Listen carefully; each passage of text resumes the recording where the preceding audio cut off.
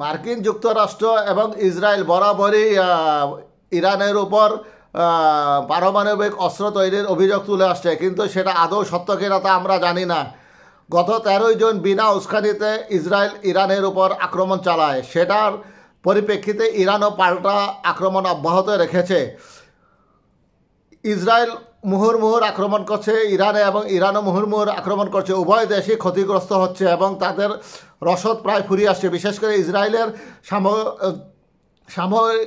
সামরিক অস্ত্র এবং বিমান ধ্বংসের মাধ্যমে তারা প্রায় ক্লান্ত হয়ে পড়েছে।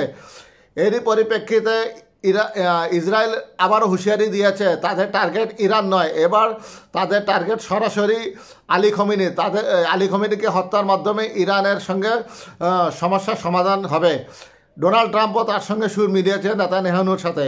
ইসরায়েলি প্রধানমন্ত্রী বেনিয়ামিন নেতানিয়াহু আজ ইরানি ক্ষেপণাস্ত্র হামলায় ক্ষতিগ্রস্ত বিয়ার শেবার সড়ক হাসপাতালে গিয়ে পরিদর্শন করেন এবং এখানে গণমাধ্যমকে জানিয়েছেন এসব কথা। পরিদর্শনের সময় নেতানিয়াহু ইরানের সর্বোচ্চ নেতা আয়াতুল্লাহ খমেনিকে টার্গেট করার সম্ভাবনা উড়িয়ে দেননি। বলেছেন তাদের টার্গেট ইরান নয়, আয়াতুল্লাহ খমেনি। তাকে হত্যার মাধ্যমে এই সমস্যার সমাধান হবে।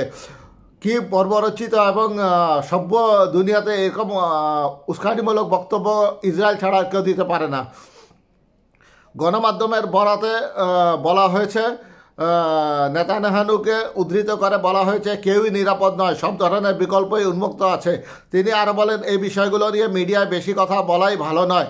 এর আগে ইসরায়েলের প্রতিরক্ষামন্ত্রী ইসরায়েল কাটজ সরাসরি বলেছিলেন খামেনিকে সরিয়ে দেওয়া ইসরায়েলের যুদ্ধ লক্ষ্যগুলোর একটি।